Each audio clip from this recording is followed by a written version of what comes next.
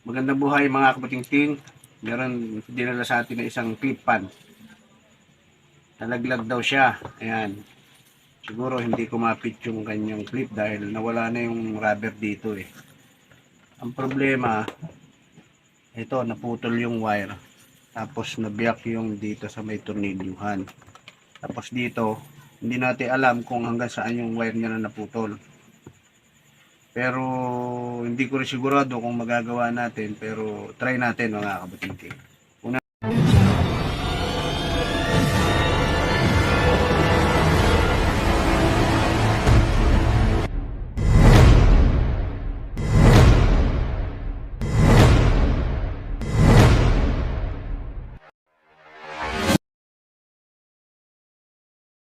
Nating gagawin dito para mahila natin yung wire.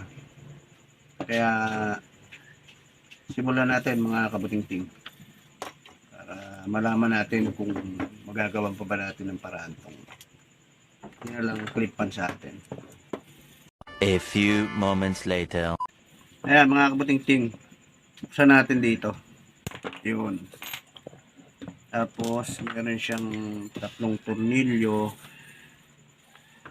Pero hindi na natin tatanggalin, hilahin na lang natin. Ayan yung wire niya eh. Itatry natin hilahin dito. Ito. Haba na siya eh. Ayan. Ngayon, check natin mga kabutingting kung buo yung wire niya. Kasi nahila siya eh. Manipis lang yung wire niya eh. Madalas na nasisira dito sa mga clip pan mga kabutingting yung wire niya. I-test lang natin kung okay pa yung wire niya.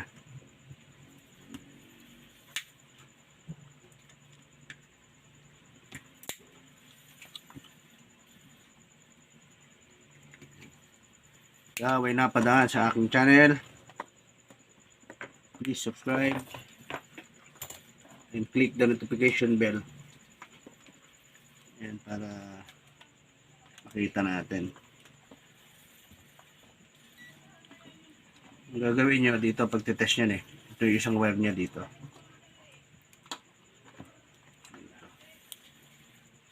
Para malaman nyo.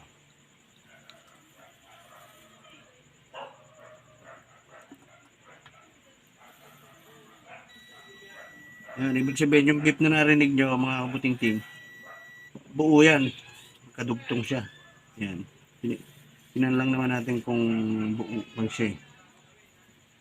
Tapos itong isa dito, hanapin natin dito sa isang wire niya. Ayan, buo rin. Tapos itong isang wire niya dito naman.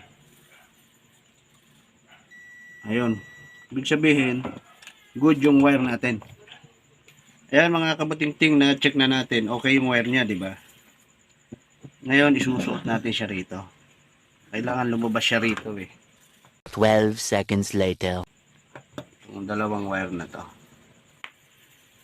At yan. Yun, lumusot na. Ngayon, ito naman ang gagawin natin. Tanggalin muna natin yung LC para hindi storbo. Yan. Papalitan na lang natin siya ng LC, kulang na eh. Gagawin natin, titingnan natin kung hindi ba nasira yung wire niya. Kasi maigsi na eh. Siguro papalitan na lang natin. Buksan na lang natin. What? Para makita natin yung wire niya. Baka naputol din doon sa loob. Ayan.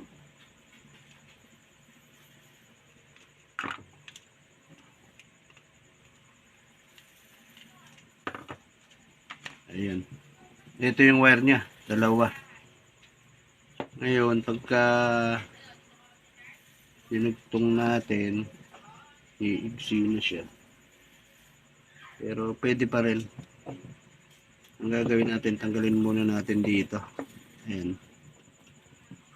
Tapos siguro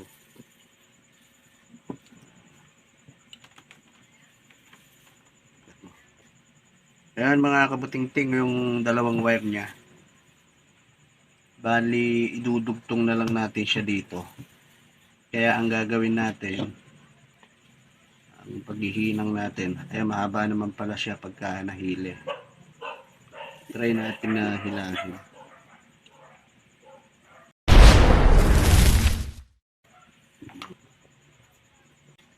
Ayan mga kabuting-ting, nahila na natin yung wire.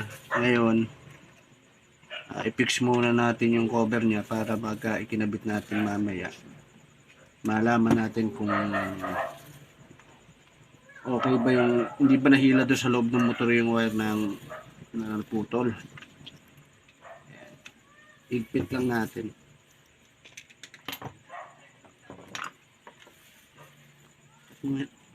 Ayan mga kabuting-ting, hinangan muna natin itong isa para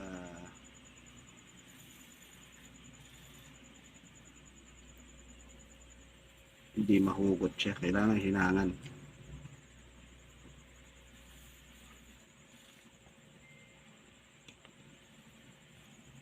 Ayan, hinangan muna natin mga kabuting-ting.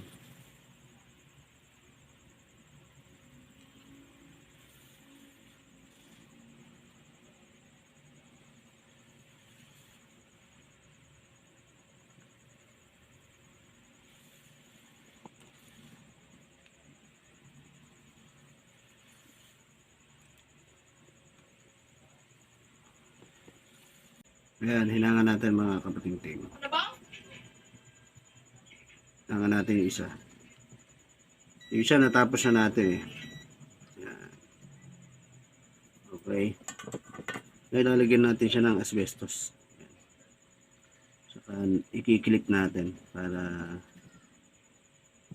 hindi siya mag-ground.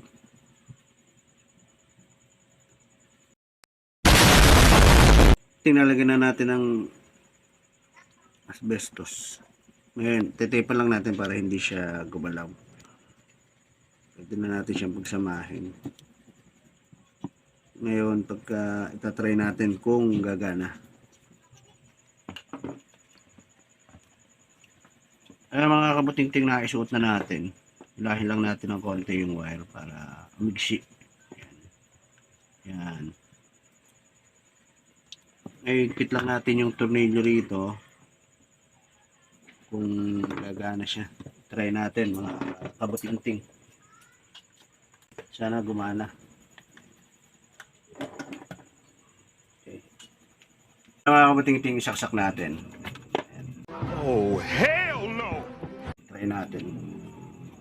Ayan, try natin. Ayun. Ito nyo. Umiikot na siya. Buti hindi nahila yung wire, hindi naputol. Ayan o. Okay na siya, di ba mga kabuting-ting? Ayan. Okay na mga kabuting-ting, magagamit na ng may-ari. Ayan. Ayan mga kabuting-ting, pinalitan natin ng LC. Kasi bawas siya ng isa, hindi po pwedeng kulang eh, di ba? Magalaw siya. Ayan. Ilak lang natin, try natin. Ayan. Ayan mga kabuting-ting, try natin ha. Kung iikot. Ayan mga kabuting-ting oh. Nice. Diba? Umiikot na siya. Ayan. Umiikot na siya mga kabuting-ting. Ayos na yung ginawa natin. Ayan. Ayan. Okay. Ayos na mga kabuting-ting. Magagamit na nung may-ari.